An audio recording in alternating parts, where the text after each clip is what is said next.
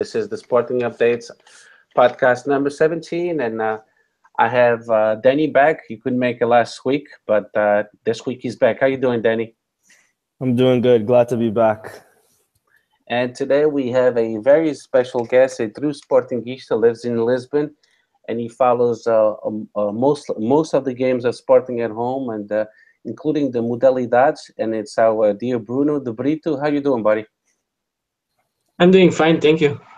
Uh, Good night to everyone hearing us in Portugal, and good afternoon to the sporting fans in the United States and Canada. Okay, so I'll speak on behalf of the American Sportingises. Good evening to you too, Bruno. And today we're going to have a great podcast. We'll be talking about the recap of Boavista Sporting, and the final result was 3-1 to Sporting. We'll touch up on the Liga Europa draw, which we got Astana. Personally, I think that was a good thing. We'll talk about the Taça Portugal, the Portuguese Cup, which will be against Vila Verdense on Wednesday at home at Estádio José Alvalade. And then we'll touch up on the modalidades, which this weekend we had a lot of stuff going on, good stuff and some negative stuff, but that's the way it is when you have so many teams. And then last but not least, we'll touch a little bit about the 22 Portuguese championships, which I had quite a few fans asking me to talk about it. It seems to be a little bit of confusion, and I had to go back to the Portuguese, to the Sporting newspaper that explained real well what happened. So we'll talk about that too. So without any further delays, let's go over the Boavista Sporting game, which ended 3-1 victory for our Sporting, which that was a good thing. So the lineups were the following. At goalie, we had Rui Patricio. Defense, we had Piccini, Coates, and Mathieu, and Fábio Coentrão. Then midfield, we had William Carvalho, Bruno Fernandes, Bruno Cesar. And then up front, which was a surprise to everybody, but a pleasant one, was Podense and Bas Dost. So we're going to start with Rui Patricio. Again, this is the segment where the rating will be 1 through 10, the scale. So, Danny, I'll let you go first. Yeah, Rui Patricio had a good game. He didn't really get called into action much, which is, I guess it's sort of normal nowadays when we face the smaller teams in Portugal. He gets an 8 out of 10 for me. He didn't necessarily do much because he wasn't really called into action. Okay, sounds good. What about you, Bruno? He did. He's in a really good form. He was called too many times during the game.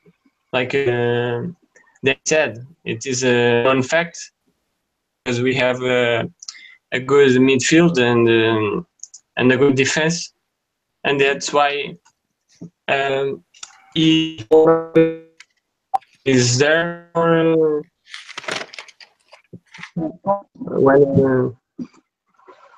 when he asked is when we require is there for to save us. That's his function, and that's why he's one of the best in the world. I totally agree with you. And to piggyback off your comments, I think Rui Patricio was a solid 8. Nothing much to do, but at the same time, when he was called upon to intervene, he did great. He had a couple saves, but nothing spectacular. It was just regular saves. The goal that he suffered, I don't think it was his fault at all whatsoever. We can blame that on Coates. Coates, I don't know what happened. He had a brain fart for that play. So, but I'm giving him a solid 8. So now let's go down with Piccini. So I'll start with Piccini. So Piccini for me was one of the best players of the match. He has, like we say in the Portuguese area, grande pulmão. He runs up and down the field on the right wing with no stress whatsoever. He's just amazing. He's getting better and better. And that's why such a great player like Stefan Wisławski is having such a hard time to start because Piccini is just doing great. So he's going to get a 9 from me. So what about you, Bruno? How would you rate Piccini? I agree with you. A 9, not a 10, because he didn't do any assistance for goal, but he is a very good revelation. In the moment he came, everyone doubt about his value due to the story of injuries and some stuff like that. And now he's game by game impressing a lot. He's very good defensively. He's improving on the attack, and he's very competitive, and he's very good in disarm positioning, and he is being really a good surprise.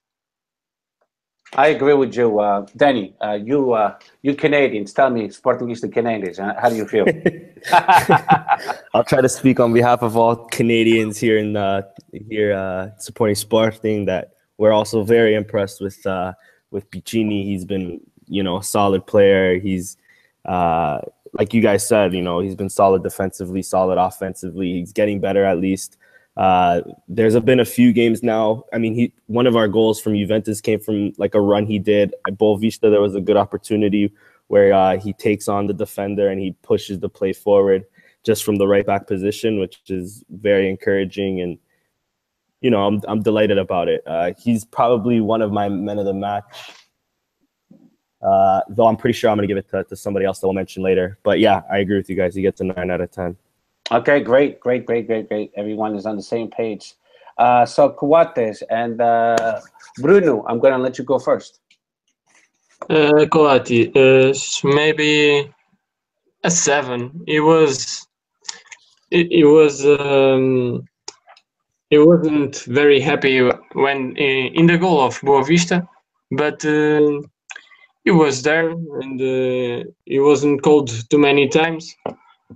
But I think he's doing well, not so fantastic like the season before. But I guess it is because of the presence of Piccini, Matteo, and Coentrão, and it erases his participation because they are world class, and because of it, it notices a little big difference. But he's still a very good center. Yeah, I agree with you. I know what you mean. Now he's surrounded with better players, so it's kind of difficult to notice. He doesn't stick out as much as he used to. So that's but Coates is still a world class player. I mean, he plays for the national team of Uruguay. That's not for everybody. So we're lucky to have him. I know some teams from Spain, they interested in him, which is a good thing, but at the same time, it's not a good thing because me as a Sportingista, I want to keep him. I don't want him to go to any teams in Spain, but eventually, maybe in the summertime, we might have to sell him if they offer a ridiculous amount of money. Like any club, Sporting needs the money. It ain't like we are a team in the Premier League. Our resources are limited, so whenever we can have a good deal, we will. So hopefully, we'll have him for January until May, and then if he needs to be sold by the summertime, then be it. But for this game, I'm going to give him a 7, just because he made that silly mistake. That's a mistake that you cannot afford, as you could see. As soon as he made the mistake, then the counterattack, Boavista scored. So, and that's the reason why I give him a 7. But besides that, look at the whole picture. He still did pretty well. An awesome player.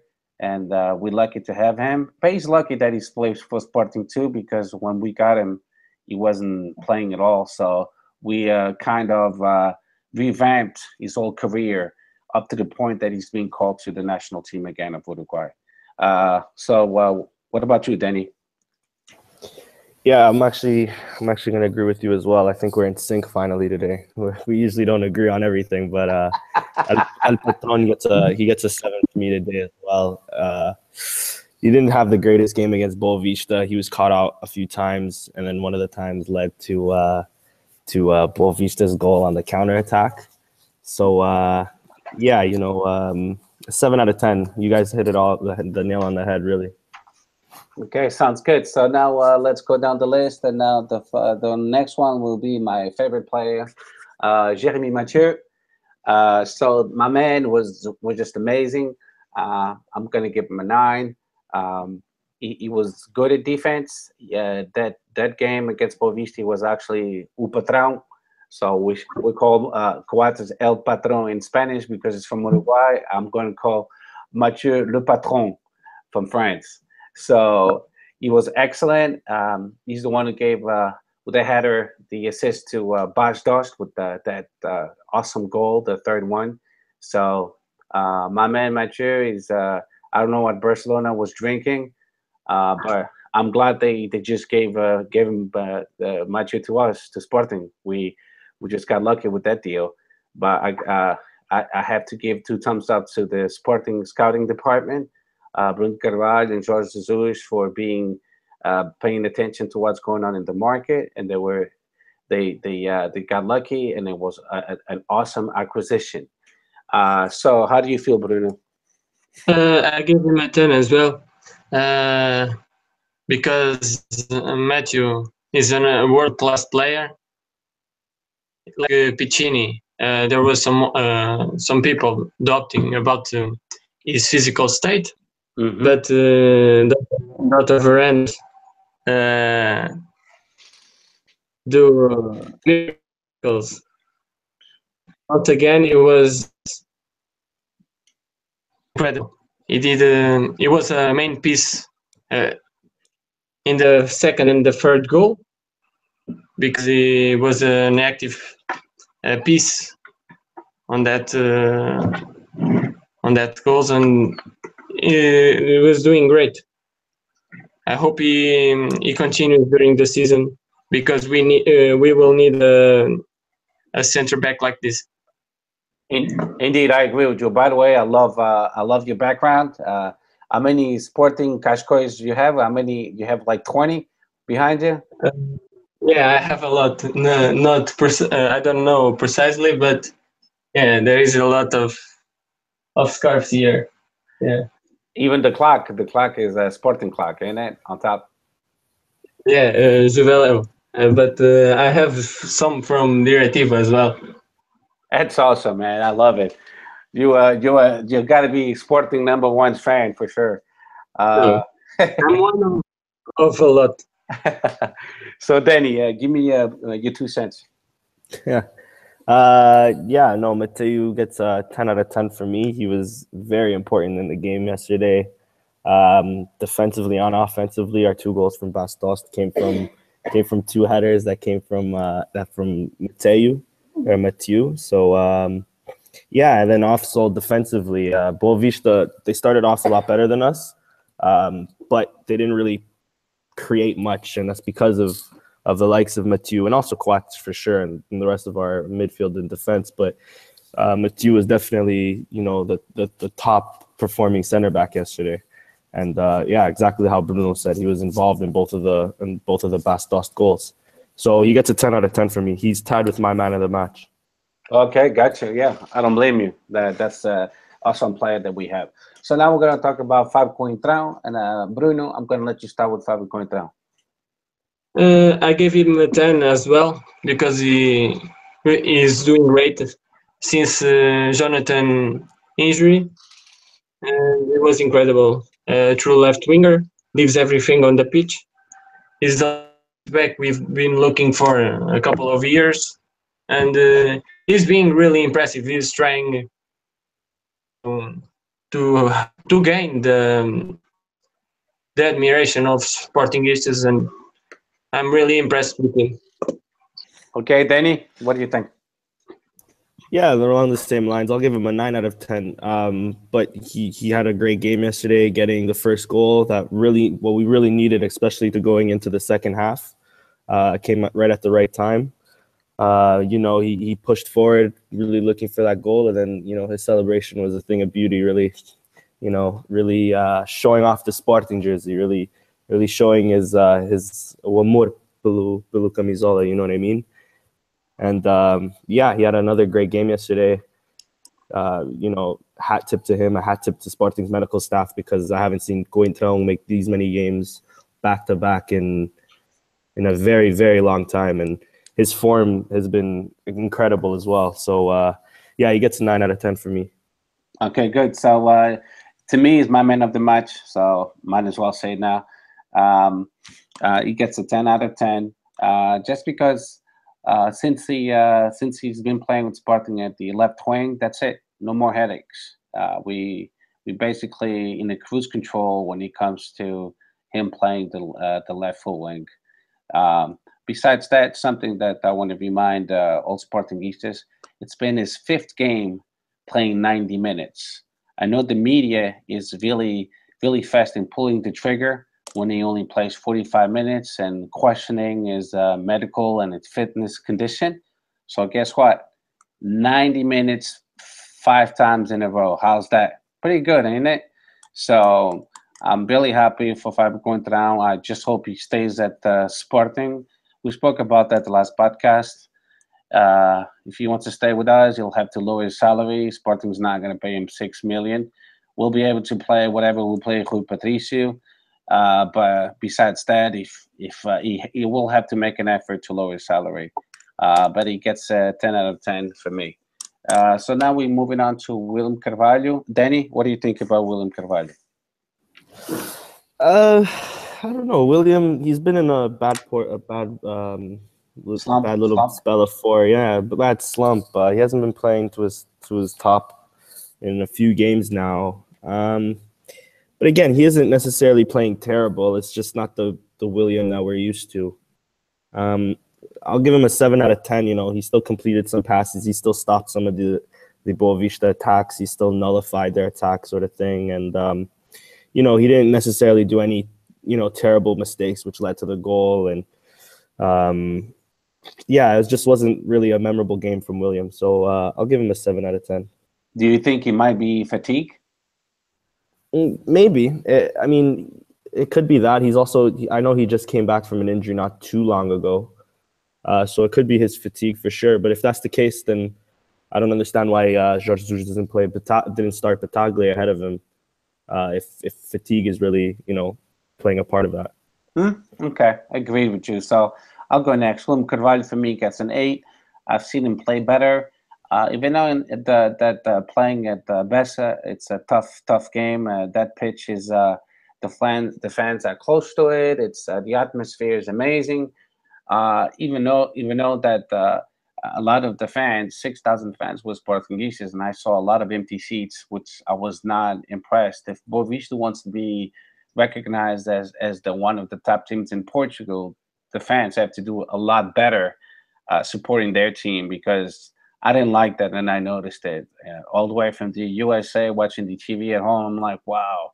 And Boavista wants to be one of the top teams in Portugal. It's not going to happen. But coming back to Carvalho, I think it's fatigue, yes, and it's up to Jorge Jesus to notice that and to talk to him. And I agree with you. You should have played Bataglia instead of William Carvalho, unless he was also rotating Bataglia, because what he did basically with the Barcelona game and Sporting game was a rotation, which more Sportingistas we were hoping for that, and that's what he's doing. He's just doing it in a different way. Like he's giving 45 minutes increments to each players, not let them play the whole 90 minutes. So that's called a rotation as well too. But yeah, I'll give him an 8. So what about you, Bruno? I agree with both of you. I will give him a 7 because I know he can do much better. I think he will improve his skills at the second part of the season, because he's recovering from an injury, and certainly he will want to be in top of the form just before the World Cup. and I think he could be really, really useful for us. And in the second part of the season, he will start plugging the holes in the middle field, and he will be a main piece for I hope our championship title. Okay, sounds good. I hope so too, buddy. I hope so too.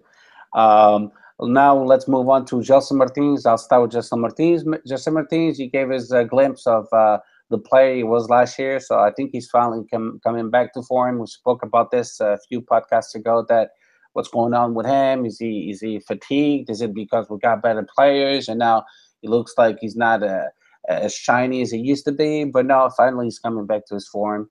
We saw it yesterday, dribbling 1, 2, 3, 4 players and having some cool assists. It's not his fault if his teammates can finish it. But I think Jesse Martinez is back. I'm going to give him an 8, and I'm being a little bit aggressive because I'm still expecting much more from him because I know he can do much more.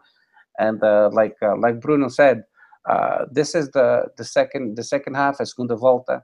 It's going to be very important for all these players because if they want to be called by the Fernando Santos, by the national coach of Portugal, they're going to have to play well because there's a lot of good quality, and if they don't perform, they're not going to get the ticket to Russia 2018. So it's essential, it's important that they play well to be called by Fernando Santos.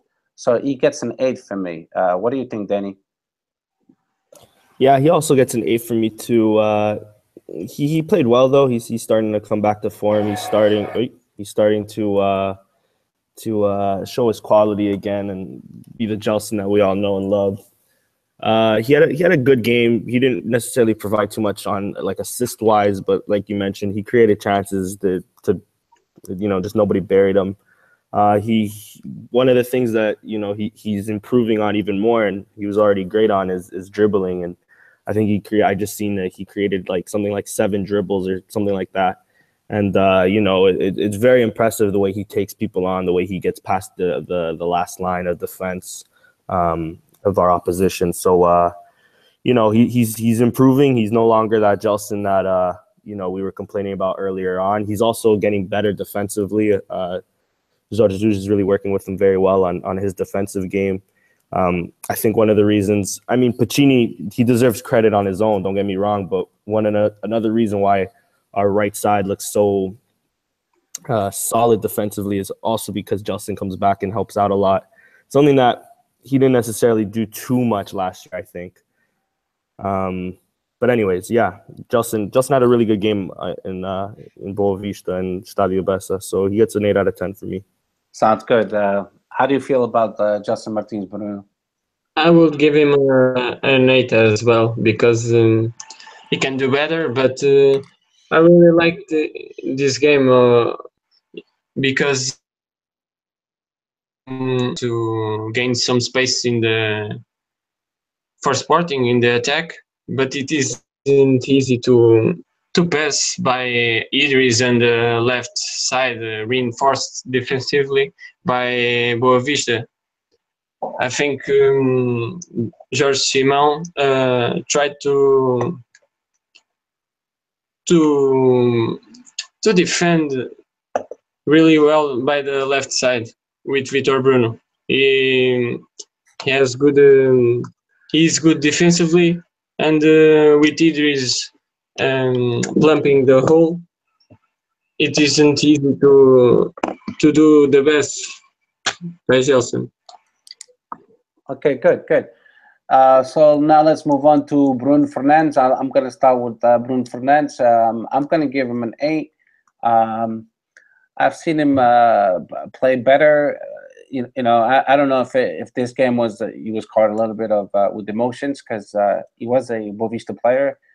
His youth was at Boavista, so that's why they welcomed him. They basically made him feel like he was at home. So he's one of them. He's a Norteño. But he played well. But I'm still waiting for those wonderful goals that he got us used to. I don't know if we'll see them ever again. I hope we will. But other than that, he's basically the connection between the midfield and the offensive line. He did okay with that. He just has to pay attention to his missed passes. Every time he misses a pass, it's like a counterattack. And I saw a few of those against Boavista, which I know he can do better. So I'm going to give him an 8. So what do you think, Bruno? I will give him a 8 as well, because he was playing at 8. It isn't really easy for him to make the difference like he make as a second striker, because Boavista has a really solid midfield, and I think Jesus bets on his less rendiment to for the best of the team, and we gain with that. Okay, gotcha. What about you, Danny? What do you think? Yeah, I'm gonna agree with both of you. He gets an 8 out of 10. Like mentioned before, I guess it's a bit tougher for him to play the 8th rather than the second striker. It's not really his thing, or not necessarily that it's not really his thing, but it's not a position that he was really, especially in the last few years, playing. I remember watching a few games of him in Udinese when he was tearing it up, and even last year in Sampdoria, like he wasn't necessarily a number 8 or a central midfielder. He was more of an attacking midfielder. More of a number 10 sort of creative spark, guy to not push the team forward, but that guy to make that final ball in the final third to get us the goal. But with that being said, I think it was the third goal came off a free kick from Bruno Fernandes to Mateu to Bas Dost. So he is also responsible for one of our goals, which bravo to him. If he's not scoring, he's assisting, and he's been one of our more important players. Even though yesterday and even a few games now, he hasn't been on the top form, and as you mentioned, Steph, he has been misplacing balls, which has made us suffer a little bit. But the only thing I can defend him for is when we're playing so deep in Boavista, and you misplace a pass, then that makes it easier for Boavista to attack us because they're close to the net. Whereas when he's a second striker and he misplaces those passes, it doesn't necessarily kill us right away. So that's why I think he played. He still has a lot to grow into, but I still see him as a crack. He's still one of our better players. And but yeah, he gets an 8 out of 10. He wasn't terrible, but he wasn't at his best like he was earlier in the season. I got you. I know what you mean. So now we down to Bruno Cesar, and Bruno Cesar, just because it's Bruno. Bruno, go ahead. I'll give him an 8. I know he was subbed by Acuna, but I really like Bruno Cesar. He's a useful player for the team. Always gives everything, and he gives a lot to the team. Tactically, he's very intelligent, and I really liked him. Okay, good. Yeah, I'll go next. I feel the same way. I think everyone, not everyone, but a lot of Portuguese misunderstand Jorge Jesus, why he got Bruno Cesar. And this is why, because he can play multiple positions. He can be the left back, he can be a winger, he can play midfield, and like Bruno said, tactically he's amazing. He's not the greatest player when it comes to skills, but he knows how to take a shot at the goal. He has a so-so vision of the game, but he gives it all. He never gives up on any play. And even yesterday, I noticed that when he was subbed, he didn't like it because he felt he had a lot more to give it to the game. And I like that. I like a player that's subbed and doesn't like it. Because he means that he was into the game, he was focused, and he wanted to give more to the team. But besides that, I'm going to give him an 8 as well. And Danny, what do you think? Yeah, I agree with both of you, especially with Bruno's part where he said, Bruno Cesar, he's an important player for us. He gives us something else tactically. I like him too as well. He's very hardworking. Though his Boavista game wasn't his best game. He was pretty quiet. I don't necessarily remember many highlights from him aside from that one dummy that I think Cointron could have done better on the shot. But I'll give him a 7. But one thing for sure, I think Bruno Cesar is probably one of our more underappreciated players at Sporting. I don't know, a lot of people don't appreciate him as much as we should and as much as they should. You know, he's really good at times, and again, he scored many important goals for us in the Champions League. But it's just the Boavista game wasn't that great, so I'll give him a 7 out of 10, anyways. Okay, so now we're going down to Bas Dost, and Danny, I'll let you go first. Yeah, Bas Dost is my joint man of the match.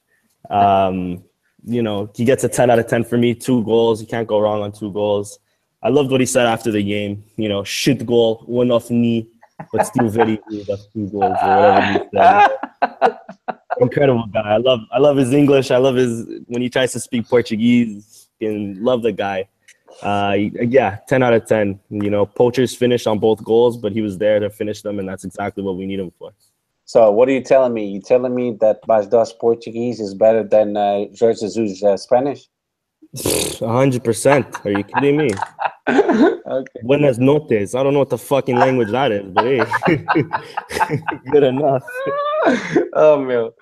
Tu partes macaco. Okay, Bruno, go next about Bas Dost. What do you have to say? I will give him a 10 as well. He's improving his skills to play with at the back. How can I say? At the back for the goal, if you know what I mean. Yes. Is like similar to Slimani in after some time working with Jesus. I think he's more complete than what he was when he arrived at Sporting, and I'm really impressed with him. And now doing a trade like he does is awesome, muito bom, scoring goals with the head. And yeah, and I gosto. That was my favorite thing from him. And he starts to be a truthful idol in the club. He's working for that. I agree with both of you. I think my man Bas Dost did great yesterday, 10 out of 10. That's what I needed for. I need him to score goals for Sporting. I don't give a shit about nothing else. I just want to score goals. That's all. Because on the flash interview after the game, you were saying that that was actually one of his worst games. And he scored a shitty goal, didn't he? That was funny when he said it. And but you know what, Bas Dost? I know you're not listening to the podcast. If you would be, that would be great. But we just want you to score goals, buddy.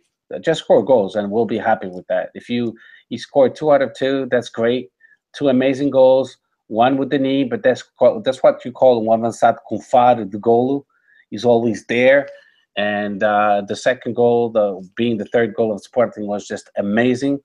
He basically rifled the goalie, gave him no chance whatsoever. And 10 out of 10 for me for Bas Dost. So now let's go down to Podence. Bruno, why don't you tell me about Podence? I will give him a 10. Podence really impressed me in this game. I'm not a huge fan of him because I think he has some parts to improve in his game. But in this game, he showed me a resilience, and I appreciate that in a player. After taking a stroke, I don't know how the referee didn't see that. In the 1 minute after that, he stands and and break the rings. How can I say rings in English? He break the kidneys. How? Kidneys. Kidneys. Yeah. Okay.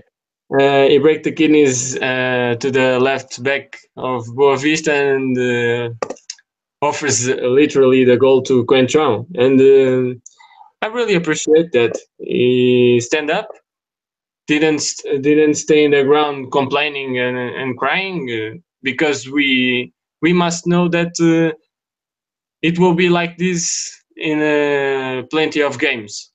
So we must play against all. And I think Podence show the way how it must be for the team. Even against against the world, we need to stand up and fight. And he did that. He rises and did magic after taking his opponent's strokes. I agree. I think I'll go next. I think Podence was amazing. He reminds me of Rui Barros from Football Club Porto, o Rata Tónico, and he's just an amazing player. If people take him for granted because of his height, they should be mistaken. Yesterday, like you said, that play was just amazing. He kept on going left, he kept on going right, he kept on left, he kept on right, and then he crossed the ball. It was just, as a soccer fan, that's what you hope to see, the magic of the game, the beauty of the game, not the VAR or not the referee making a bad call. I don't give a shit about that. I want to see plays like that, magic. And like Justin Martins, he had one of those plays. He almost took off and he dribbled like 4 players, and then they fouled him. But going back to Podence, I'm going to give a 9 out of 10. I think Jorge Jesus is doing the proper thing, managing him. I know he doesn't play 90 minutes all the time, but let's give it time. He's still a young player. Let's not rush his development. So he's giving him more minutes as each round goes by. So now we're in round 14, and he got a few more minutes. So I think that's the proper approach by Jorge Jesus, not to rush these young players. So he gets a 9 out of 10 for me. And Denny, what do you think? Yeah, Daniel Podence, not only does he have a fabulous name as Daniel, as Daniel may be one of the greatest names ever. He's also a fantastic little player, and I am also a fantastic little guy. So, me and Daniel Podence have a lot of things in common. If I can give him a 12 out of 10 for that, I would, but I can't. No, Daniel Podence played very well yesterday or the day before, and you guys said everything that needed to be said. He completamente partiu os rins do outro gajo, beautiful cross, perfect assist. He gets a 9 out of 10 for me too. On physical battles, the only issue I have with him is, on games where it's going to be physical, like Boavista, he's tiny, so it's not much he can do, but he still shows that gara, that raça. He still tries to fight on. He still tries to, stay up after a challenge and stuff like that. But yeah, he gets a 9 out of 10 for me. Okay, great. So now we're down to the subs. So we have 3 subs. We have Bataglia, Brian Ruiz, and Acuna. So really briefly, and I'll start with you, Danny. I want you to talk about each one of them, Bataglia, Brian Ruiz, and Acuna. So go ahead, give me how you felt about them in coming into the pitch. Acuna, I think, was the better sub we made. Very important sub. He's our dead ball specialist, and when he came in and almost right away, he took the corner and then we scored their 2-0. And Acuna has been proving his worth throughout the season, doing it both offensively and defensively. Bataglia, again, to reassure our midfield, it was a perfect time for him to come in. I've said this before on other podcasts. I'll continue saying it. If it's not Mathieu, I think it's Bataglia has been our probably most important and our greatest signing of the summer. Really shores up our midfield. And, again, I've said this on previous podcasts. Again, I'll say it again. He has Dybala and Messi in his back pocket still. They didn't play anything when Sporting played Juventus and Barcelona when Bataglia was on the field. So yeah, great substitutions. And then Brian Ruiz, he came on very late. He couldn't necessarily do much. It was more of a time-wasting tactic from Jorge Jesus to reassure that the game was done.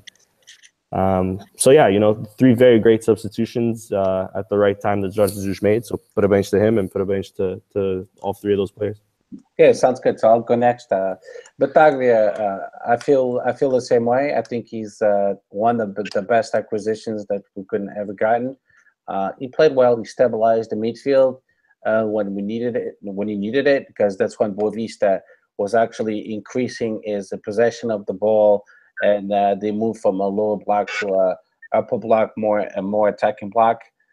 So that was great. Brian Ruiz, like you said, not that much. He just came into burn time, and that's it. But it's important for Brian Ruiz to come into the pitch just to give him confidence. I read it today on the Portuguese newspapers.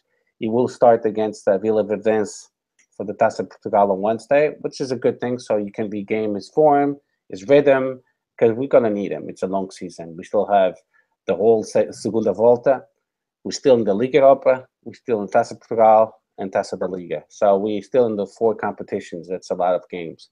And last but not least, Acuna, he came in because, he's regaining his form. He came from an injury. And I know us fans, we have the tendency that we think that players are like machines, and they're not. It takes, after they come off an injury, it takes time to regain the rhythm and the form. So that's what's going on with Acuna. But, he played well, and it was a good sub. Consistency in the left wing is just amazing, because now we have 2. I like Jonathan Silva. I know a lot of Portuguese don't like him, but I do. We have 2 great left fullbacks. Jonathan Silva, even though he's hurt now, we know that Ristovski can also play left, because he's done it with the national team and last team. And Fábio Coentrão. And now we have 2 good wingers, which is Acuna on the left side, and Bruno César, and Brian Ruiz when he comes into form. So I feel pretty good about that. So go ahead, Bruno. I really agree with you. I think I will give an 8 to Acuna, because he brought intensity to the game and helped Sporting push the game into the defensive midfield of Boavista, in technical terms, but he's very useful for the team, and I think we need players like he, and Bataglia the same way, and very useful players for the team, and that's how we start earning a team. Players who came from the bench and gave everything in the pitch. It's very useful for the team. And about Brian Ruiz, I think, like you said, Sam, Steph, he will be very useful for us during the season, because we have a lot of games, and his quality is at the eyes of everyone. And I think he will be a great sub for as a left midfielder and a second striker, not as an 8. I agree with you, and I agree with you. All 3 of us, we basically had the same. We thought the same way. And I forgot to mention at the beginning of the podcast, Sam Fonseca is not with us today because he couldn't be for personal reasons, but he'll be back with us next week. So he'll be back. He wasn't fired. He has a contract with us for 10 years, so he can be fired. He's with 20 putas right now, that son of a bitch. Lucky guy. So now let's rate the team overall. And when you guys rate the team, I also want you to give me a quick recap of what you thought of the game. So Danny, go first. Give me the rating of the team and give me a quick recap of what you thought of the game. I'll give us an 8 out of 10. For the most part, we were solid. I think in the beginning, it took us a little bit more to get into the game. I mentioned this earlier, but again, Boavista had a better start, though they didn't necessarily create anything offensively, or they didn't really bother us offensively. Their winger Kuka was really, he was on Coentrão for a bit. Coentrão had a little bit of problems in the beginning, at least, defending him. But as the game went on, we nullified him. He eventually got off too, as he wasn't doing much afterwards. I've seen better games, but at the end of the day, when you score 3 and you really only give up 1, that could be, that aspects of the game could have been better. But 8 out of 10. Boavista is still a decent team, and they're still a very aggressive team. And I think that's one of the aspects that Sporting, what's the word I'm looking for? That's problematic for Sporting, is when teams are a little bit too aggressive. Maybe we can't come into the game as well as most games that we do. But 8 out of 10. We did well enough at least to get the 3 points, and that's all that matters, really. Yeah, I feel you. I feel the same way. Bruno, what do you think? 8 out of 10 too. The teams fit into each other in the first half, but Podence and Chelsea did a nice work to gain some space in the pitch, which was very difficult due to the capacity of Boavista to defend more closed, and we stayed focused, didn't lose our dexterity, and it was a big step for the victory in the end. Yeah, I feel the same way. Basically, 8 out of 10 as well. Sporting had a much better game overall. When you score 3 goals, you most of the times, not necessarily, but in this case, that was the case. The better team in the first half, like both of you said, Boavista was a slightly better up to like 25th minute. After that, Sporting took control of the reins, and we started to dominate the game. I think that the mistake that Jorge Jesus made in the first half, he had the defensive line, midfield line, and offensive line too spread out on the team, because the change he made in the second half, and I was watching the game on Sport TV. The lines got closer. The team was more compacted.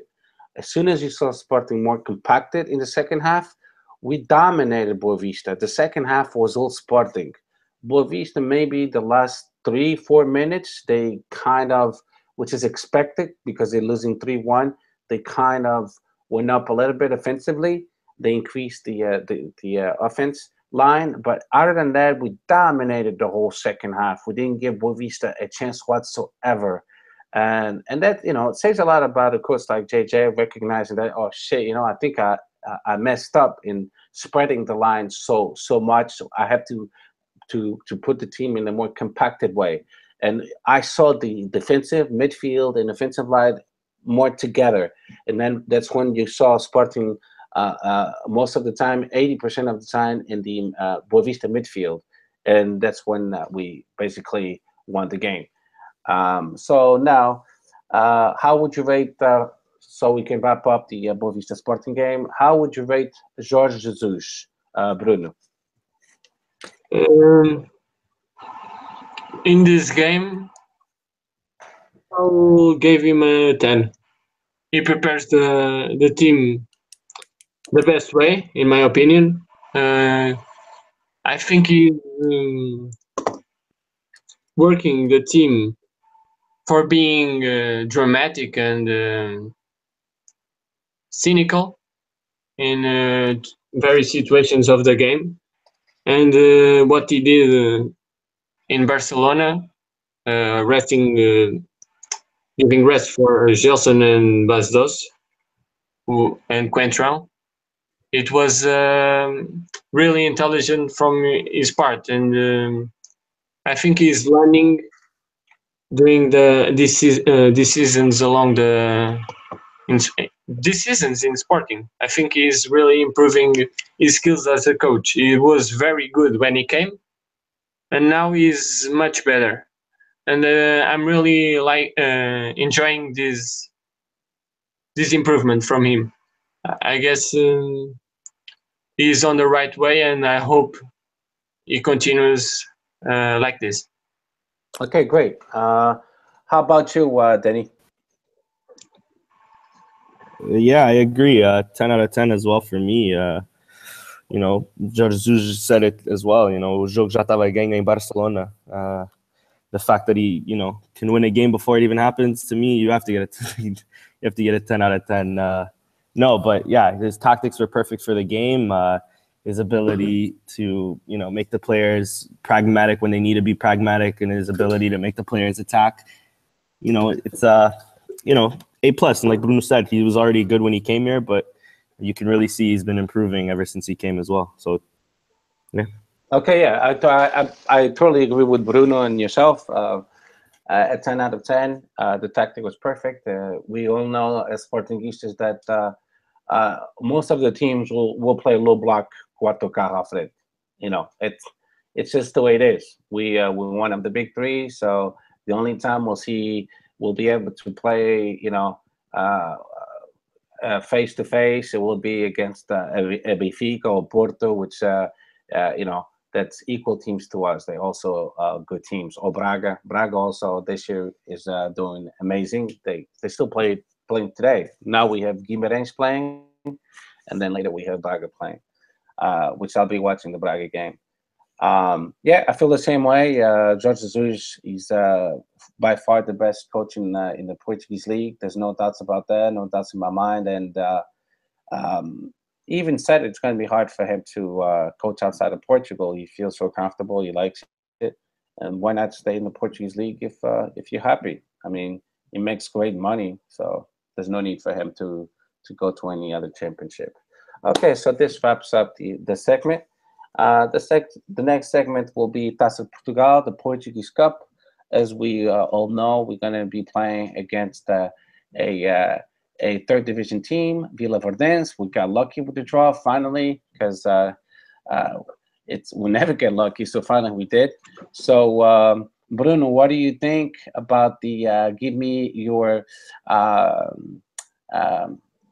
your prediction for the Sporting Vila Verdense game? Are we going to win? Are we going to tie? By how many? Of course, I expect to win. With all respect to Vila Verdense, we must do our obligation and win the game by 3 minimum. Okay. Even if we play with less minute player, we need they must show why they are on the Sporting squad, and show their best to be an option in other games, in more important games. That's how we gain a squad.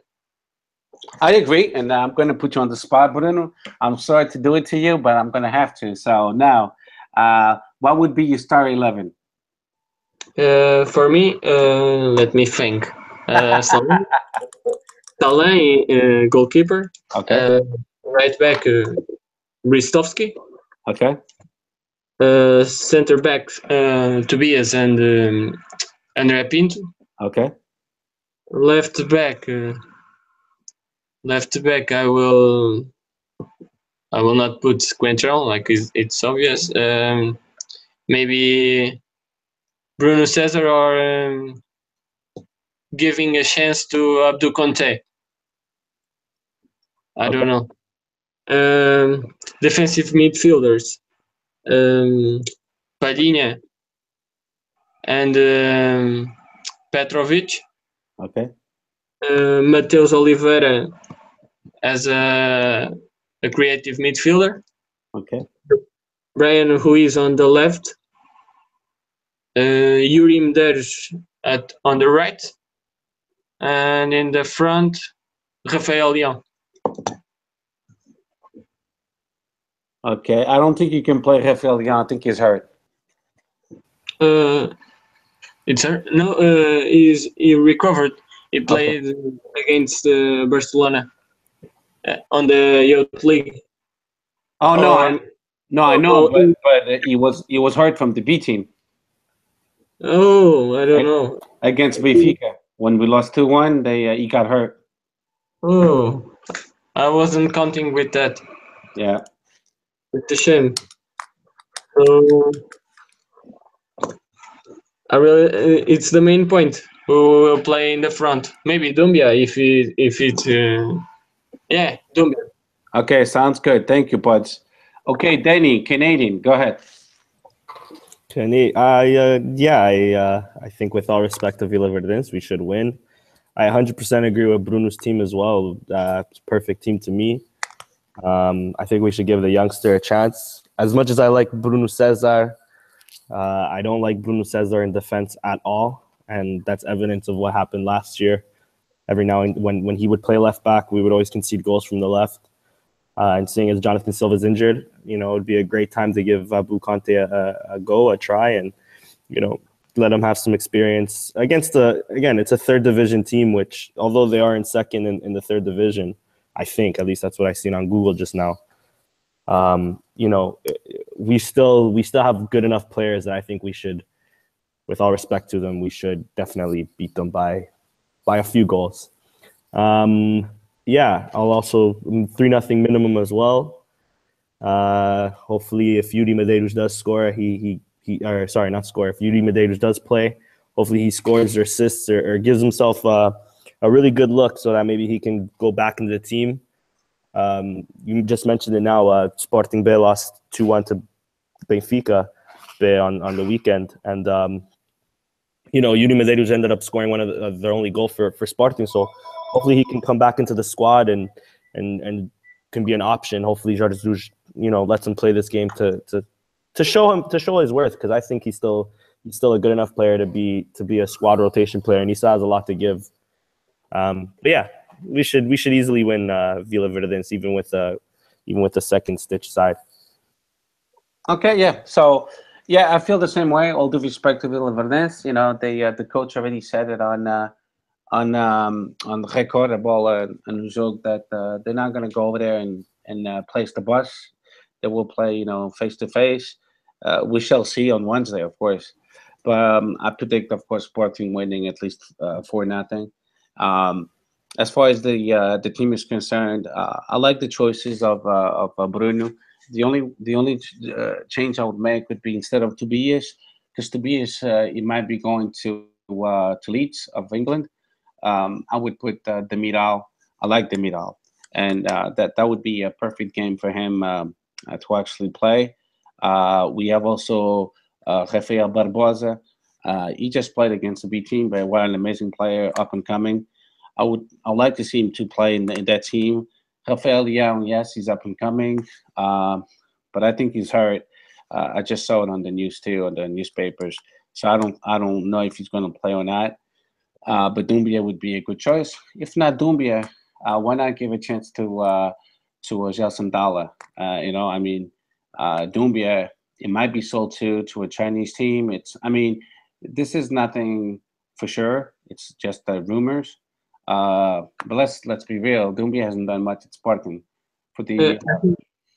Sorry, sir. I think Dalla is injured as well. Oh yeah, you're right. He is injured. Oh my god. Maybe an opportunity for Christian Pond. Or even Ariel Papel. Even though he missed that clear goal 1-on-1 against Benfica's goal on the B team. I saw that game, so so that's what I would like to see. It's this kind of game, since we were blessed of getting such a good draw, to put one of the youth players to play against Vila Verdense. But nevertheless, I'm expecting to win. I don't think it'll be these many changes because it's kind of dangerous. Then we lack of chemistry and the team it's not going to be gelling. So I think it'll be somewhat a lot of substitutes, but not these many, because Vila Verdense, they're motivated. They're going to Alvalade, to Lisbon, the capital of Portugal, to show they have a good team. And if we mess around and have a completely different starting 11, it could bite us in the butt. So. But that's why Jorge Jesus gets paid good money, and that's why he'll make the proper decision. If Jorge Jesus wants, and I know he has a lot of injury struggles. I personally my knee's a little fucked up, but if he wants me to play, I'll fly out to Portugal tomorrow. Oh, meu, eu quero ser um massagista com vinho de Porto, caralho. Are you kidding me? I don't want to play. I will be exhausted. Nah, isso é muito cansativo, meu. So now let's talk about Liga Europa. So, Bruno, why don't you go first and tell me how you feel about Astana? The two games. We'll play away first and then in Alvalade in the second hand. How do you feel about it? Excuse me, I'm sorry, Steph. I had a little feedback. I can't hear your question. Okay, that's fine. How do you feel about the Liga Europa opponent, Astana? We play first at their home, and then the second hand will be in Alvalade. Before the draw, I thought Astana was not a good opponent for us due to the number of kilometers that separate us. It will be a record in the competition in terms of distance that faced each other. But even so, in terms of football played, I think our less used players will be able to bring a good result for us if they are the ones chosen to defend our colors in those games. And I think Astana, what I know from they have two good wingers, especially Tumazi, and a good striker, Cabananga. He played for Astana in the Champions League 2 years ago, and he called my attention. Same way, Shomku, I guess it is the name, the left back from Astana. I think they are the best players of Astana. But we can play with the fact that Kazakhstan Championship is not running in February, and it will be an advantage for us. Oh, okay. I see what you mean. No, I'll go next, and I feel the same as Bruno. I think we have a good chance of winning against them because they lack of rhythm. They haven't played any official games, exception for preseason games and whatsoever. But when I was looking at the list of 32 teams, I was like, oh my God, there's a lot of good teams, and I was very concerned. But when we got Astana, I know everyone is concerned about how long the trip will be. The people, it's inside an airplane. It's not by car. It's not by boat. It's not by train. En un avión, carajo. It's still tiring. Toronto to Portugal is 7 hours, and anytime I land there, I'm fucking waiting to find a house to sleep in. I know, but that's when you go with strangers. These guys, they have the best of the best flight attendants, the best food, the best video games. You just have to relax. I mean, I wish I was a professional player, bro. É só putas e vinho verde, né? E vinho branco, né? Não é sempre assim. Não, isso é mais para o norte. But anyway, I mean, I know it's a long trip, but I have no doubts in my mind that Jorge Jesus will do a proper rotation, and when we go over there, we'll have fresh legs and we'll win. Without a doubt, we have a better team than Astana. And if we, let's put it this way, if we don't win this eliminatoria, me personally, I'll be totally disappointed. Totally. So because I know we have a much better team than them. So I just want us to go as deep as possible into Liga Europa, and why not dream with the final? We only have one international cup. I would love to have 2 international cups before I die. So Danny, what do you think? Yeah, I agree with both of you. Astana, from the teams we could have got, like Napoli, like Borussia Dortmund, we could have got Lyon, we could have got some good teams, and we avoided them, and we got Astana. Of course, they come with their downfall as well, all the way in Kazakhstan, which somehow is part of Europe. I don't know if people in UEFA know geography, but But yeah, it's the only issue I see with that is how it might affect our league form. We're gonna have in those 13 days, we're gonna have 5 games. We're gonna go away to Astana, and then we're gonna go away to Tondela 3 days later, which could affect our players, could bring fatigue to our players. So hopefully, we start preparing for that. I don't know how, but hopefully we somehow prepare for that soon, or towards January, just before February, we start preparing the fitness levels and start, with Propensage, or even in the January market, maybe buying just a few more players so that, we still have quality even if we decide to rest key players for the league. Because at the end of the day, as much as Europa League would be very special to all of us here for sure, I think it goes without saying the Liga is our number one priority. And the league is something that no matter what, we have to win as soon as possible. Europa League, we can always wait a year or two. We can always build a team for Europa League or Champions League. But without a doubt, we have to start focusing more on the league. And, that's my only concern really with Astana, because though they were good enough to make second on a decent group with Tel Aviv and Villarreal, they don't have the quality for us, and we should outclass them. Again, the only concern I have is the distance that we're traveling there and how it might affect our league form. Yeah. So just a quick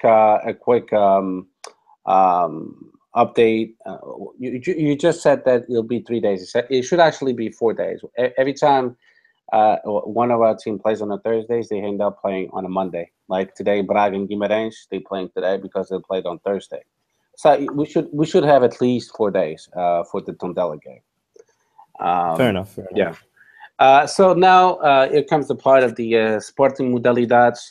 So I'm going to give a quick update, and then I'm going to ask Bruno de Brito his opinion about our teams, such as handball, volleyball, hockey patins, because I know he's a big fan of the modalidades. I see him on Twitter all the time supporting them, and that's the way it should be. It's not Sporting Clube Portugal. It's not only football.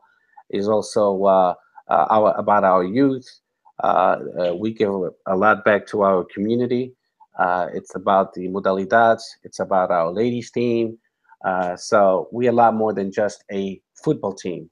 That's why we are proud of being Sportingistas, because we can say we have multiple championships at the international level for different modalidades. If other clubs decide not to promote their modalidades like they should, it's their problem. But my club, Sporting, does, and I'm very proud of that. So on the 6th of December, our handball team, we played FAF away, and Sporting won 29-22. We're still in first place, together with Sporting Lisboa and Benfica. On the 8th of December, our U17 Juvenis won 2-0 against Leiria. We're in second place, 1 point away of Secavanense. Then in table tennis, Sporting won 4-1 against Toulouse. We're still in first place. Volleyball, Taça Portugal, we lost at Sporting Lisboa Benfica 3-1, so we're done with the Taça Portugal. But let's keep in mind that Sporting's volleyball team is the first year back. So to actually be competing against Benfica and Sporting Espinho at that level, it's pretty good. So all the players don't know each other. They just got to know each other this year, so it's not a difficult thing to do. Then on the 9th of December, Liga Alliance, our ladies went to Valadares and they won 2-0. Goals by Ana Capeta at minute 13 and Nadine Cordeiro at minute 88. We're still in first place, 5 points away from our rival, which is Sporting Braga. Okay, in Patins, we basically spanked Lodi of Italy, which is, for people to understand the importance of this game, they are the champions in title of Italy. So we are in first place. This was the third round of the European League. So we're doing pretty good for Kim Patins. Table tennis again, we won 4-1 against Juncal, and we're still in first place. U19, our juniors, we lost at Academic at Coimbra 1-0. We are in second place, but it's not a big deal because it's not the final phase of the championship. Later on, the North Division, four teams will qualify, and the South Division 4 team will qualify. Then it'll be the final phase to qualify for the championship, and then those 8 teams we'll play one game away and one game home, and then it will be champions. So it's not a big deal. We could finish fourth and still qualify for the final phase. Almost done. Volleyball ladies, we won against Paulenses 3-0. That's the third division, and we in first place. Handball, we won again against Chico handball 39-24, and we still in first place with Sporting Lisboa and Benfica. And then on the 10th of December, our U15 initiates, we won against the Belenenses at home 3-1. That's the second phase, the third round, and we're still in first place. Our B team, we lost against Sporting Lisboa Benfica 2-1. Like Denny said, Yuri Medeiros scored the goal for Sporting. And the volleyball, we came back strong, and we beat the third-ranked team of Portugal's Espinho by 3-0, and we're still in first place with the SLB. In futsal, we really crushed Luís Porto Salvo by 9-1, and we're in first place. And just for our fans to go, our futsal team has not lost for 60 games. You heard me correctly, 60 games. That's a lot of games. And last but not least, Brito, what do you think? Tell me a little bit about our modalidades. Do we have a chance of being champions of handball, volleyball, or game patins? Oh, tell me. Well, first of all, handball. I think we have the best squad in the championship. And now Claudio Pedroso recovered from his injury. We just have Azanin injured. If my mind doesn't trick me. Yes, so Portela came back. Yeah. This season, in these fixtures of the during Wednesday, there will be a Clásico. Sporting, if Sporting wins in Braga against ABC, will be a tough game, but we have more than the quality to go there and win. We can be isolated in the front, and which is a good sign for what comes next, and can give an additional motivation for what comes. About hockey, the team is really surprising me. I think the transfers that we did were better for the Platero. Platero provides good skills for the team, and Magalhães is very good defensively. Tony Perez is one of the best in the world. So I think Sporting is in a good way, and we will see what comes next. I think we are doing great. Okay, good assessment. Thank you so much for your feedback. Just have a couple more things. Some things that we actually won this weekend. In goalball, Sporting won the second tournament, and then we one step away of becoming the European champs. And paddle in English, we just became champions of Portugal, which is a huge deal. And in pool, we won 42 medals in piscina curta. So that's relevant to me, because this is all athletes that give it all to Sporting, and I don't take anyone or any modalidade for granted. Like I said, that's why I'm a Sportingista. It's because we respect everybody. So the last segment of this podcast, and I'm going to ask you guys a couple questions about this. So Danny, I'm going to go with you first. About the 22 titles. Everyone is a little bit puzzled and confused. Why is Sporting saying we deserve 22 titles? So I'm not the most knowledgeable in this, but I understand that there was sort of like a Liga Experimental, and then there was already a national league. And in those 19 20s or 30s, something along those lines. Essentially, we won the league 4 times. Porto won the league, I believe, twice, which they have to benefit from it too. And then Benfica won the other leagues or whatever it is. And essentially, they stripped us in Porto of those titles that we won back in those days, and counted a sort of experimental league ahead of it, something like that. If my understanding was correct. Bruno Carvalho is doing the right thing on making us, or on asking the league to really honor that, because it was just sort of out of the blue where Benfica won their, how many titles it was, because I remember at one point they had 28, and then their next title, it was their 32nd or some shit like that. Bruno Carvalho, he's fighting for the proper amount of titles in Sporting's history, and also for the respect of the athletes back in those days that won the titles and deserve the recognition for it. But of course, you can go into a lot better than what I did. I didn't necessarily understand it too much. No, got you. What about you, Bruno? It is a delicate matter. If the Portuguese championship has always seen to clean the championship in those years, it must continue like that. The change was nothing more than a conflict of interests that also again prejudicate us. I think we should fight about that cause. I'm not an expert on that, but I think the reason is at our side. Okay. So, yeah, basically, you guys almost got the concept together. I'm not going to sound like an expert in this matter, because I've not. All I did was I'm a subscriber for the Sporting newspaper, and then they broke it down into our Sporting newspaper quite well.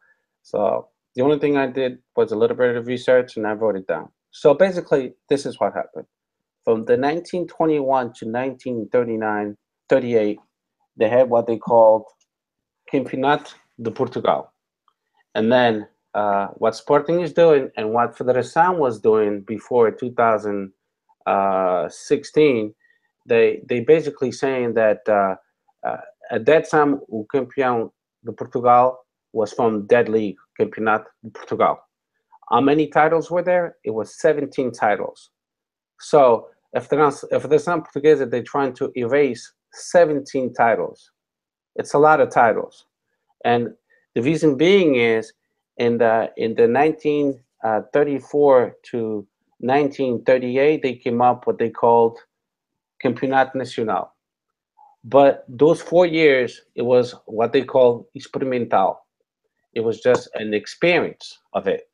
So if there's some Portuguesa, they clearly said, and there's proofs of it, there's history, there's newspapers, there's documentation, and if there's some Portuguesa football, that this will not affect the championship in place that we have going on now, meaning the Campeonato Portugal, whoever is the champion will be the champion.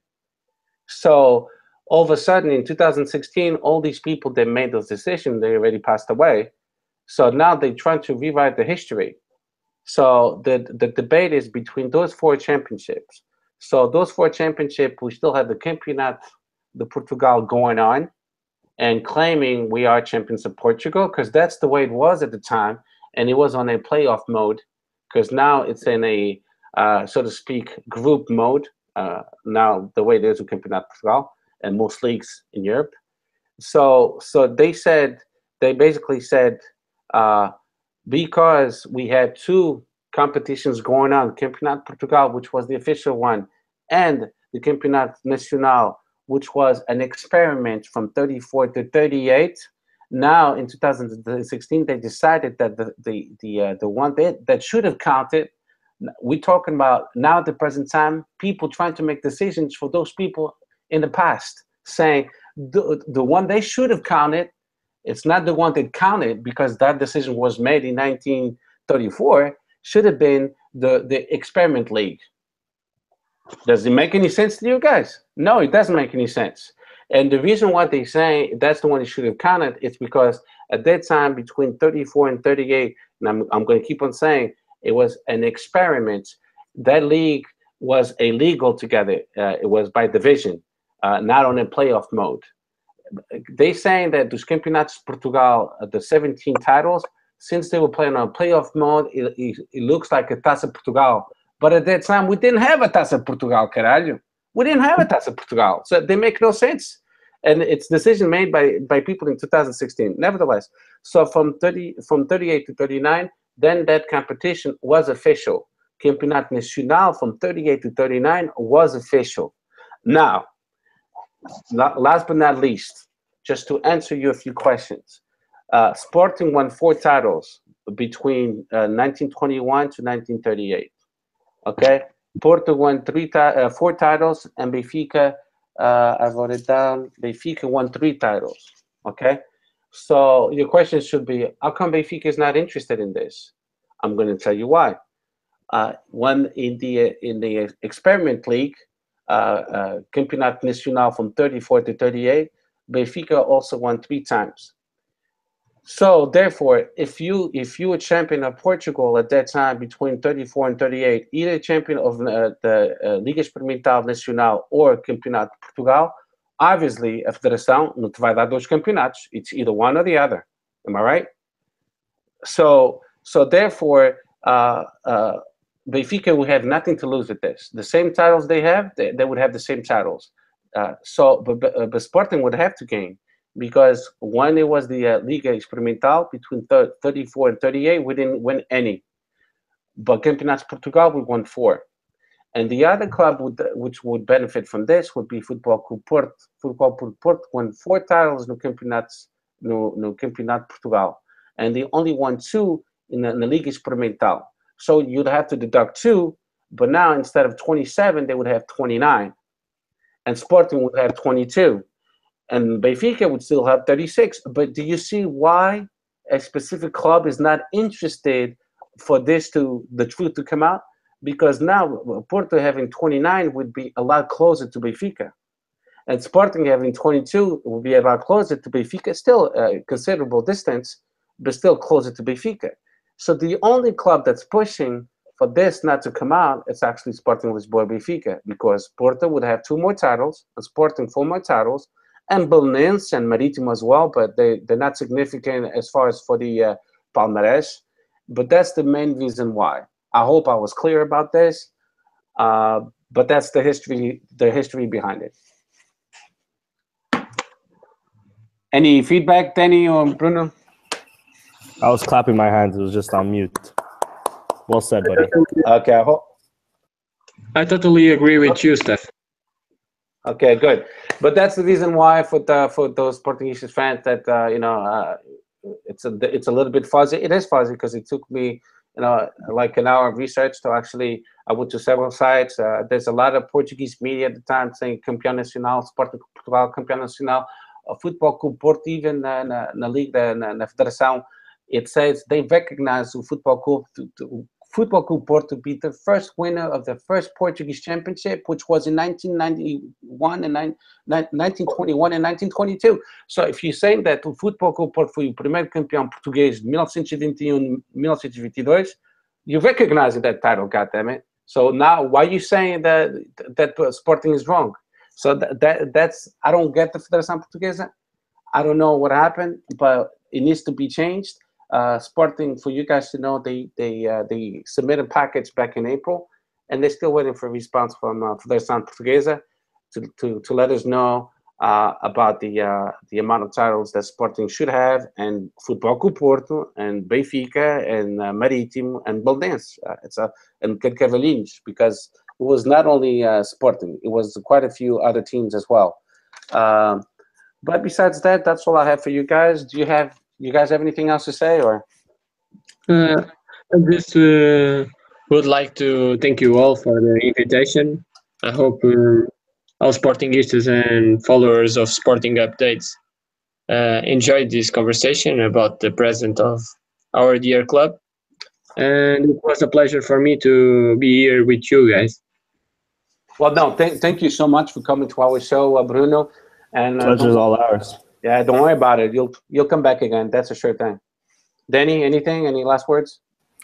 No. About Sporting, I have nothing else to say. Aside from Toronto's the MLS champion, and Toronto's a beautiful city, maybe second to Lisboa. That's all I have to say. I'm not going to debate that. I like Montreal. I have cousins, and I visit them all the time. So I think Montreal is better. That's a rivalry, eh? Don't be saying that too much for stuff. I might have to go to Delaware and kick your ass for that, huh? Okay, but really fast, the clubs involved in that campeonato the Portugal was Sporting, Porto, Benfica, Olhanense, Marítimo, and Carcavelinhos, which they don't exist anymore. And that's all we have, folks. Thank you so much for tuning in, and peace. Viva Sporting. Viva Sporting. Sporting Maior, #1.